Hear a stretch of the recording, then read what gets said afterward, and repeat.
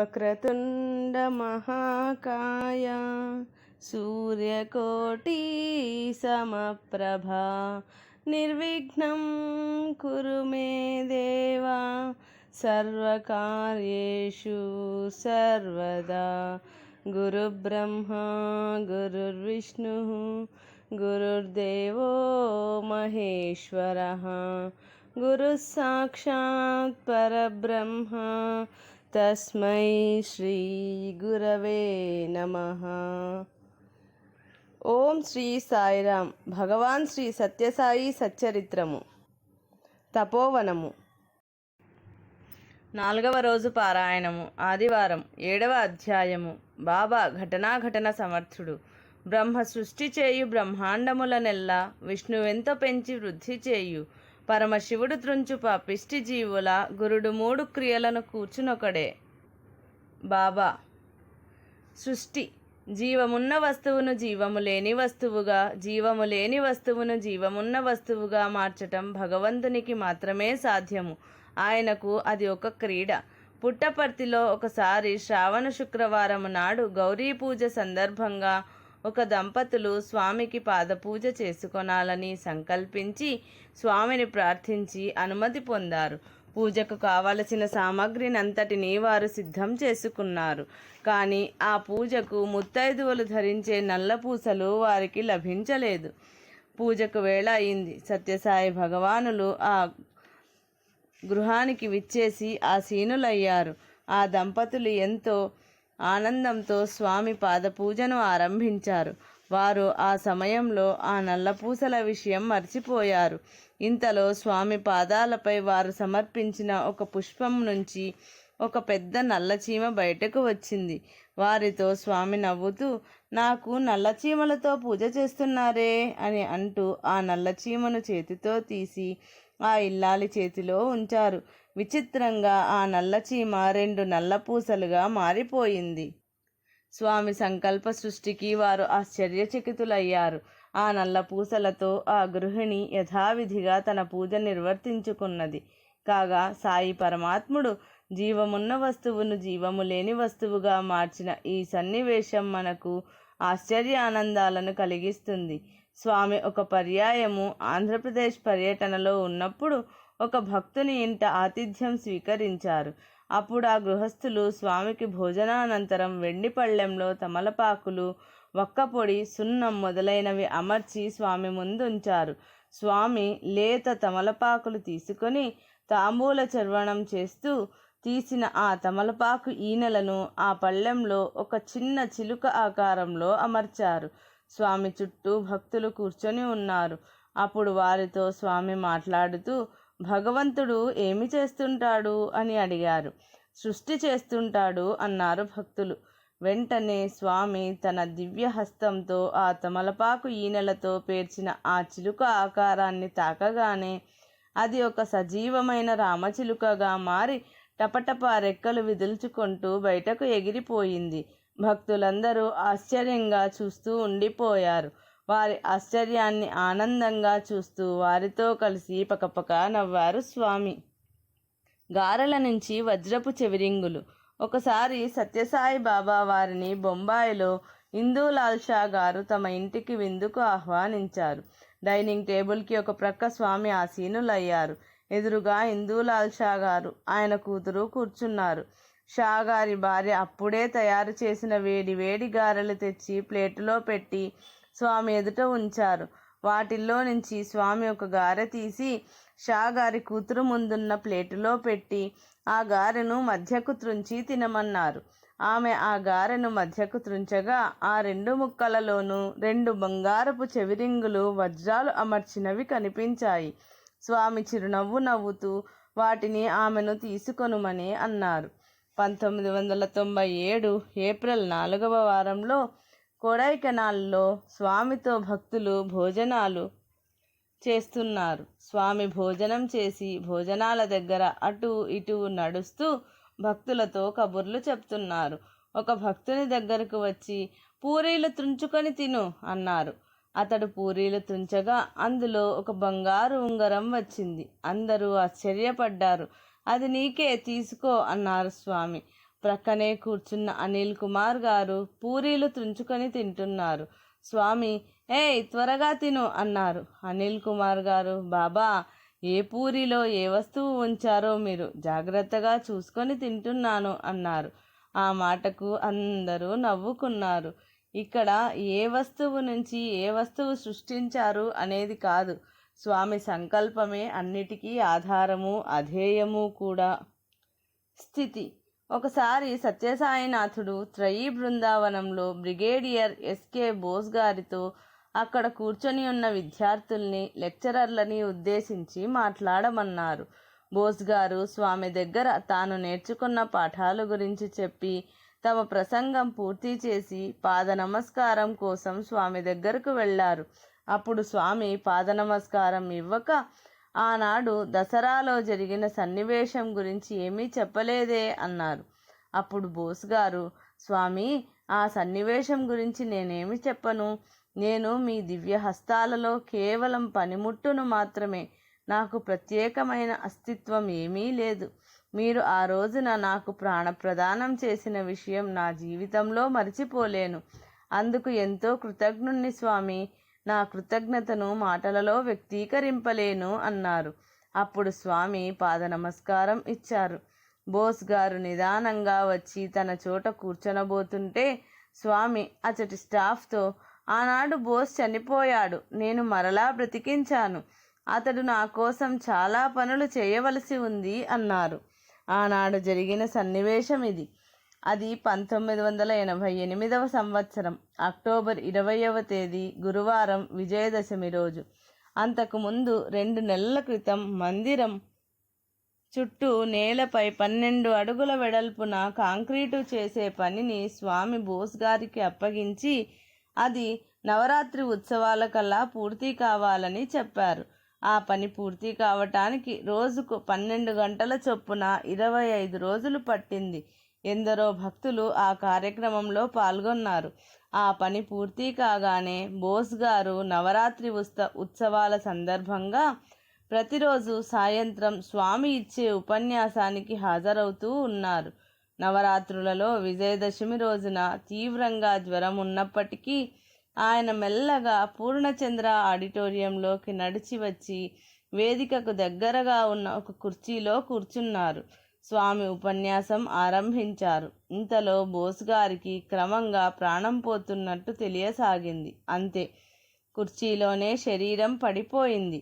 ఆయన భౌతికమైన నేత్రాలు మూసుకొని పోయినప్పటికీ చుట్టూ ఏమి జరుగుతున్నది ఆయనకు తెలుస్తూనే ఉన్నది. అదే సమయంలో బంగారపు రంగులో ఉన్న పెద్ద పక్షి బోస్ గారి వైపు జాలితో చూస్తూ నిలబడి ఉంది. ఆడిటోరియంలోకి అంత పెద్ద పక్షి ఎలా వచ్చిందో బోస్ గారికి అర్థం కాలేదు. స్వామి 2 చేతులను పైకి ఎత్తి దానిని తరుముతున్నట్లు చేతులు ఊపారు. ఆ పెద్ద పక్షి ఒక్కసారిగా అదృశ్యమైంది. ఉపన్యాసం ఇవ్వటానికి సిద్ధమైన స్వామి తాను చదువుతున్న పద్యాన్ని సగంలోనే ఆపి గబగబా వేదిక మీద నుంచి కిందకు వచ్చారు. ఆ వచ్చే సమయంలో స్వామి కుడి చేతి పిడికిలి మూసి ఉన్నట్లుగా, దేనినో పట్టుకొని ఉన్నట్లుగా ఉంది. స్వామి చేతితో క్రింద పడి ఉన్న బోస్ గారి భుజం పట్టుకొని పైకి లేవదీసి కుడి చేత్తో ఆయన శిరస్సు వెనుక తట్టారు. బహుశా స్వామి తన గుప్పెట్లో పట్టుకొని ఉన్న ప్రాణాన్ని మరలా ఆయన శరీరంలో ప్రవేశపెట్టారన్నమాట. బోస్ గారు కళ్ళు తెరిచి చూసి ఆశ్చర్యపడ్డారు. పవిత్రమైన విజయదశమి రోజు స్వామి తన దగ్గరే నిలబడి ఉన్నారు. పాద నమస్కారం చేసుకుందామని చేయి చాపుతుంటే స్వామి ఆయనతో, లేచి నిలబడు అన్నారు. ఆయన కూర్చొని చేతులు జోడించాడు. ఆయనకు శక్తి కలిగించటం కోసం స్వామి ఆయన భుజంపై మరలా చేత్తో తడుతూ, లేచి నిలబడు, వేదిక మీద ద్వారం దగ్గర కూర్చో అన్నారు. అప్పుడు ఆయన వేదికపైకి ఎక్కి కూర్చున్నారు. స్వామి ఉపన్యాసం 1 గంట సేపు జరిగింది. నిర్జీవంగా ఉన్న బోస్ గారి ముఖం ఆ గంటలో క్రమక్రమంగా తేజస్సు పొందింది. 2 నెలల తరువాత హిల్వ్యూ స్టేడియంలో క్రీడా దినోత్సవం జరిగింది. ఆ సమయంలో ముందుగా స్వామి క్రీడా పతాకాన్ని ఎగురవేశారు. బోస్ గారికి ఎంతో ఆశ్చర్యం కలిగించిన విషయం ఏమంటే, ఆ పతాకం మీద కనిపించిన గరుడ పక్షి ఆనాడు విజయదశమి రోజున ఆడిటోరియంలో తనపై ఎగిరినదే, తనను జాలిగా చూస్తూ కూర్చున్నదే. గరుడ పురాణాన్ని బట్టి పవిత్రమైన ఆత్మలను బ్రహ్మలోకానికి తీసుకొని వెళ్ళేది గరుడ పక్షేనని తరువాత ఆయనకు తెలిసింది. ఈ విధంగా తనకు సత్యసాయి పరమాత్ముడు ప్రాణప్రదానం చేశారని ఆ కృతజ్ఞత మాటలలో చెప్పజాలనని అంటారు బ్రిగేడియర్ బోస్ గారు. నీవు ఆత్మస్వరూపుడవు. మనస్సు, చిత్తము, ఇంద్రియములు ఇలా అన్ని అంగముల సమ్మిళిత స్వరూపమే దేహం. అంతేకాని వీటన్నిటి సమ్మిళిత స్వరూపం ఆత్మ కాదు. దేహములోనూ ఆత్మ ఉంది, మనస్సులోనూ ఆత్మ ఉంది, అంతఃకరణంలోనూ ఆత్మ ఉంది. ఇవన్నీ ఆత్మ యొక్క ప్రబోధం చేతనే పనిచేస్తున్నాయి. దీనికి ఒక చక్కని ఉదాహరణ. కారులో స్టీరింగ్ ఉంది, క్లచ్ ఉంది, బ్రేక్ ఉంది, ఇంకా అనేక రకములైన అంగములున్నాయి. అయితే ఇవన్నీ వేటికవే పనిచేస్తున్నాయా? నీవు కారులో ప్రయాణమైపోతుంటే హారన్ దానికదే మ్రోగుతుందా? స్టీరింగ్ దానికదే తిరుగుతుందా? కాదు కాదు, దీనికి డ్రైవర్ ఉన్నాడు. అదేవిధంగా దేహం అనే రథమునందు ఆత్మ అనే డ్రైవరు ఉంటూ కన్నుల ద్వారా చూపిస్తున్నాడు, చెవుల ద్వారా వినిపిస్తున్నాడు, నోటి ద్వారా పలికిస్తున్నాడు, చేతుల ద్వారా చేయిస్తున్నాడు. దేహంలో ఈ డ్రైవరు ఉన్నంత వరకే సర్వాంగములు తమ తమ పనులను నిర్వర్తిస్తున్నాయి. దేహమును ఈ డ్రైవరు వదిలిపోయినప్పుడు కూడా అవే కళ్ళు ఉంటున్నాయి కానీ చూడగలుగుతున్నాయా? అవే చెవులు ఉంటున్నాయి కానీ వినగలుగుతున్నాయా? అవే చేతులు ఉంటున్నాయి కానీ పనులు చేయగలుగుతున్నాయా? అదే నోరుంటున్నది కానీ మాట్లాడగలుగుతున్నదా? ఏమాత్రమూ లేదు. సర్వాంగములు స్తంభించిపోతాయి, జడమైపోతాయి. అంతకు పూర్వం వీటన్నింటి ద్వారా పనులు చేయించినది ఆత్మ అనే మాస్టర్. అతను ఈ దేహంలో ఉన్నంత వరకు ఇది శివం, దేహమును వదిలిపోతూనే ఇది శవం.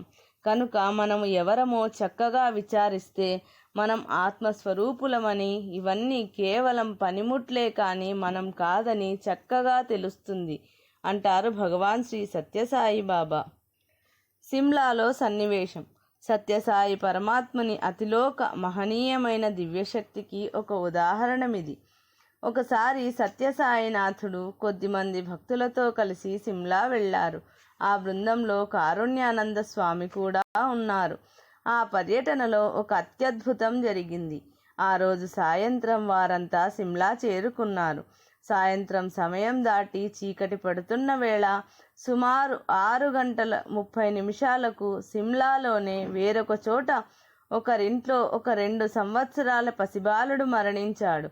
ఆ తల్లిదండ్రులు ఆందోళనతో, దుఃఖంతో అలమటించిపోతున్నారు.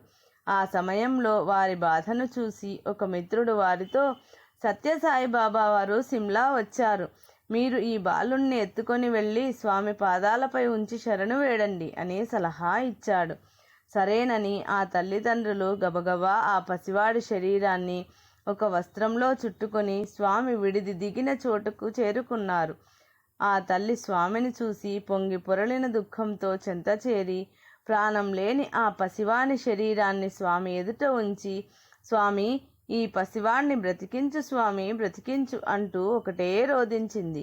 కరుణాంతరంగుడైన సత్యసాయినాథుడు తన కృపాకటాక్షాన్ని ఆ బాలునిపై ప్రసరింపచేశారు. అంతే, ఆ బాలునికి అప్పటికప్పుడు ప్రాణం వచ్చి ఏడవసాగాడు. ఆ తల్లిదండ్రుల ఆనందానికి హద్దే లేదు. వారి దుఃఖ బాష్పాలన్నీ ఆనంద బాష్పాలుగా మారిపోయాయి. ఆ ఆనంద బాష్పాలతో వారు స్వామి పాద పద్మాలను తడిపివేశారు. ఆ దృశ్యం చూసిన భక్తులు చలించిపోయి పరమానందంతో జై జయ నినాదాలు చేశారు. లయము. స్వామిని చిన్నప్పుడు వాత్సల్యంతో కన్న కుమారుని వలె చూసుకున్న ధన్యురాలు కరణం సుబ్బమ్మ. స్వామిని దర్శించే భక్తులందరికీ నిత్యము ఆహారం వండి వడ్డించి పెట్టి ఆ తల్లి తన జీవితాన్ని సార్థకం చేసుకున్నది. ప్రశాంతి నిలయ మందిరం నిర్మాణం జరుగుతున్న రోజులలో స్వామి ఒకసారి సుబ్బమ్మతో, అమ్మా, నీకు మరొక సంవత్సరం ఆయుష్ ఉంది అన్నారు. ఆ మాట విని సుబ్బమ్మ ఆశ్చర్యపడి ధైర్యాన్ని కూడగట్టుకొని స్వామి సేవను మరింత శ్రద్ధగా చేయసాగింది. క్రమంగా ఆమె ఆరోగ్యం క్షీణింపసాగింది. ఆమె పుట్టింటి వారు ఆమెను కొన్నాళ్లు తమతో ఉంచుకొనవచ్చునని తమ స్వగ్రామం తీసుకొని వెళ్ళారు. కానీ స్వామిని విడిచి ఆమె అక్కడ ఉండలేక తిరిగి పుట్టపర్తి వచ్చి తన శక్తికి తగినట్లు స్వామి సేవలో పాల్గొంటూ వచ్చింది. మరికొన్నాళ్లకు కొందరు భక్తులు పుట్టపర్తి వచ్చి స్వామిని తమ ప్రాంతాలకు ఆహ్వానించి తీసుకొని వెళ్తున్నారు. వెళ్ళేటప్పుడు స్వామి సుబ్బమ్మతో, అమ్మా, నీ చివరి దశలో నేను వచ్చి తులసి తీర్థం ఇస్తాను అన్నారు. కొన్నాళ్ల తరువాత సుబ్బమ్మ పరిస్థితి బాగుండక ఆమెను బుక్కపట్టణంలోని తల్లిగారింటికి తీసుకొని వెళ్ళారు. అక్కడే ఆమె తుదిశ్వాస విడిచింది. చుట్టూ చేరిన గ్రామస్తులు స్వామి సుబ్బమ్మకు మాట ఇచ్చిన ప్రకారం రాని విషయాన్ని ఎగతాళిగా చెప్పుకొనసాగారు. ఆ సమయంలో భగవాన్ బాబా భక్త బృందంతో మద్రాసు ప్రాంతాలలో ఉన్నారు. ఆనాడు స్వామి తక్షణమే తాను వెళ్ళవలసి ఉన్నదని భక్తులకు చెప్పి బయలుదేరారు. స్వామి బుక్కపట్టణం చేరుకోగానే గ్రామస్తులు సుబ్బమ్మ క్రిందటి రోజునే మరణించిన విషయాన్ని తెలియజేశారు. అప్పటికి సుబ్బమ్మ శరీరమంతా చీమలు పట్టాయి. స్వామి అక్కడికి వచ్చి, సుబ్బమ్మ చనిపోలేదు, ఆమె బ్రతికే ఉంది అన్నారు. చుట్టూ చేరిన వారు ఆమె శ్వాస ఆగిపోయి కొన్ని గంటలైందని, శరీరంలో ప్రాణం లేదని చెప్పి స్వామి కోసం ఎదురు చూస్తూ శరీరాన్ని అక్కడ ఉంచామని చెప్పారు. స్వామి సుబ్బమ్మ చనిపోలేదని మళ్ళీ చెప్పి దగ్గరకు వచ్చి, సుబ్బమ్మ ఇటు చూడు, నేను స్వామిని వచ్చాను అన్నారు. సుబ్బమ్మ కళ్ళు తెరిచి చూసింది. ఆమె కళ్ళ వెంట బాష్ప బిందువులు పొంగి పొరలాయి. గ్రామస్తులు ఈ దృశ్యం చూసి ఆశ్చర్యపడ్డారు. స్వామి తన చేతి వేళ్లను ఆమె నోటి దగ్గర ఉంచారు. ఆ వేళ్ల నుంచి గంగాజలం ఆమె నోటిలో పడసాగింది. ఆమె చప్పరించి గుటకలు వేసింది. ఆమె ముఖంలో ఆనందపు తేజస్సు తాండవించింది. ఆమె స్వామి చేతులు పట్టుకుని తృప్తిగా కన్ను మూసింది. ఎవరి జీవితము ఎప్పుడు సమాప్తమవుతుందో స్వామికి స్పష్టంగా తెలుసు. సృష్టి స్థితి లయములు జగత్ప్రభువైన బాబా అధీనములై ఉన్నాయి. ఒక పర్యాయం ఇంటర్వ్యూ గదిలో స్వామి కొందరు భక్తులతో మాట్లాడుతున్నారు. ఆ సమయంలో స్వామి తమ అరచేతిని చూపించి, ఇందులో ఏముంది అని అడిగారు. ఏమీ లేదు అన్నాడొక భక్తుడు. ఏమీ లేని ఈ చేతిలో అన్నీ ఉన్నాయి అంటూ గంభీరంగా గుప్పిట తెరిచారు. స్వామి చేతిలో చిన్న మిడత సృష్టింపబడి ఉంది.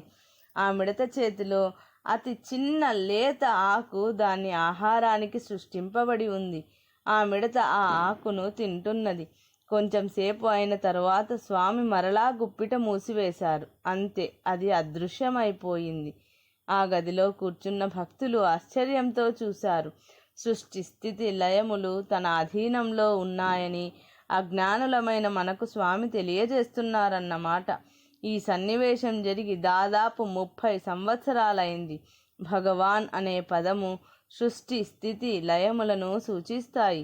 ఈ 3 దివ్యశక్తులు కలిగినవాడు శ్రీ సత్యసాయి భగవానుడు. ఓం శ్రీ సత్యసాయి పరబ్రహ్మణే నమః. శాంతి శాంతి శాంతి. ఇది 7వ అధ్యాయము సంపూర్ణము.